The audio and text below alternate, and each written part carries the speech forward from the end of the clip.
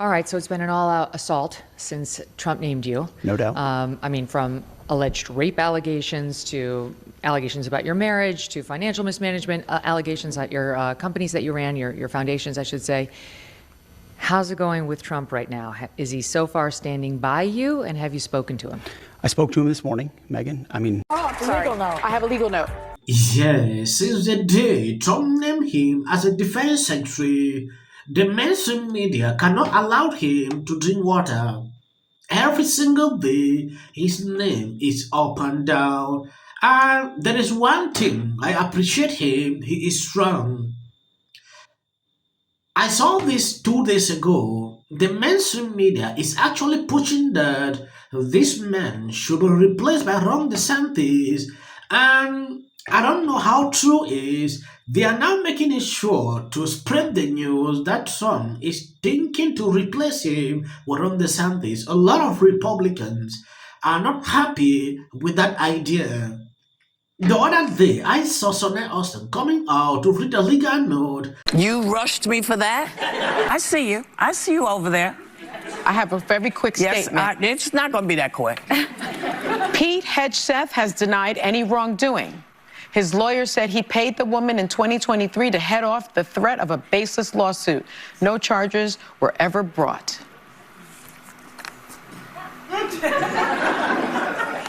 You rushed me for that? Have you spoken to him? I spoke to him this morning, Megyn. He's amazing. He's a fighter.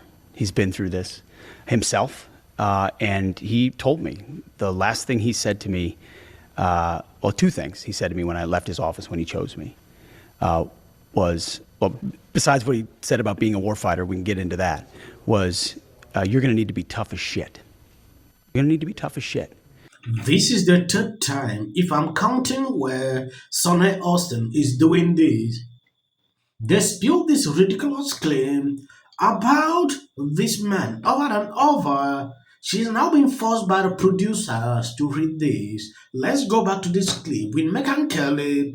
He had a lot to say, pertaining to what is going on. Before we even go into that clip, if you have not subscribed to this channel, please endeavor to do that. It will do you no harm if you share the video. But he said, you go meet those senators and I've got your back. It means a lot to me. Tells you who that guy is. So you are meeting with them. Any open wobbliness there? How do you like your chances right now? Donald Trump won overwhelmingly. 76 million votes. He's got 53 senators, all of which understand what the American people voted for. They voted for the change that Donald Trump is going to bring. And they knew in the picks that he's made, he's bringing in change agents. If you wanted another general or another admiral or an executive or a CEO or a politician or a lawyer to run the Defense Department, we've tried that before. He said, I want a warfighter. I want lethality, lethality, lethality. I want readiness, accountability, standards, warfighting. Pete, that's you, that's me, clean house of the woke crap. All that stuff, all the stuff and the CRT and the DEI and the genderism and the get rid of it. Let's bring the Pentagon back to the people, the people's Pentagon for warfighters. And that's the message he gave to me that I've projected back to senators, and it resonates. When I get a chance to sit down, especially with these senators from the Senate Armed Services Committee, that's the committee I'm talking to, they care about the military a lot. They've run for office, spent their lives trying to invest in it. So the advise and consent process is a real thing. Like, I'm hearing from these men and women, these senators who have great ideas, want to make sure that when I'm confirmed, we're able to implement them at the Defense Department. They're worried about the military and the country and not necessarily your love life. No. Or your mom. Or my mom, who did a fantastic job on Fox and Friends. We're going to show some of it. If we all went back 7 years, we would see that maybe we were not the people we are today. And I'm sure many of you across the country understand how difficult divorce is on a family. There's emotions. We say things. And I wrote that in haste. I wrote that with deep emotions. I wrote that out of love. And about 2 hours later, I retracted it with an apology email, but nobody's seen that. I want to say something about the media. And part of today is to discredit the media and how they operate. When they contact you, I let a few phone calls go, but then they call you and say they threaten you. That's the first thing they do. They say, unless you make a statement, we will publish it as is. And I think that's a despicable way to treat anyone. Threats are dangerous. I don't think the way you operate it feels almost criminal when reporters call you and threaten you. I don't think a lot of people know that's the way they operate. And they don't care who they hurt, families, children. By the way, you'd be surprised how when you look at this video, you feel different, right? So I don't understand what is happening. When you see the mainstream media and Democrat talking against someone, according to me, it is that person you should choose. They dislike that person simply because he might be tough. The same lie, they dislike Trump and the people choose him. That might just be a simple message for you to understand. When this man is speaking, you see the power in him. Yes, like somebody that is decisive. So I don't get the point. The mainstream media is pushing Ron DeSantis. There is a question. I've seen positive articles pertaining to that. that's what they're trying to do to you. That's their playbook. Get ready for more. And they're going to make it up, just like they have so far.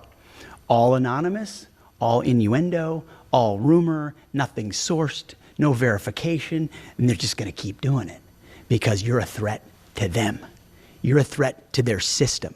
You're a threat to all the things in Washington, D.C., the swamp, the things that people have rejected. You're a threat to that. And so they're coming after you. And I know that. He knows that. And when you stand firm on that, it's not difficult to just continue to fight. So, yeah, we saw what happened, but guess what happened? Kavanaugh stood up, and he fought, and he won.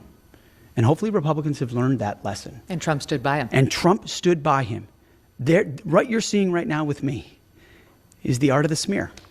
It is the classic art of the smear. Take whatever tiny kernels of truth, and there are tiny, tiny ones in there, and blow them up into a masquerade of a narrative about somebody that I am definitely not. And what they never quote, and we'll get into this too, are the legions of people from who I served with in combat, multiple tours, from the multiple veterans organizations that I very proudly ran, and I really want to get into that, and my time at Fox News. They never asked the people closest to me. No. They never asked the people who were involved directly. And when they do, and I've got a list right here of people, and Will Cain and my hosts at Fox News have come out, all the folks on Fox Friends have all come out and said, this is not Pete. And we've worked with Pete for 10 years, every single morning, every single day. Yes, I don't care about this man's history, what I accuse him of doing.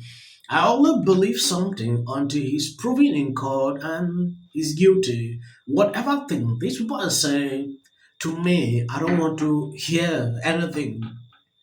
We saw what happened to Trump. It is not surprising. Like he said, if you are a threat to the system, this is how the law smear campaigns to put you down. If you are not strong, you will not be able to withstand that. This is just like a test to know if he can withstand this. If you are a weak person, it will show to the world that you cannot withstand this small temperature. Talk less of standing up to withstand a lot of things that are standing in front of you. If you see him being tough, it is just to portray the kind of person he will be if put in that position.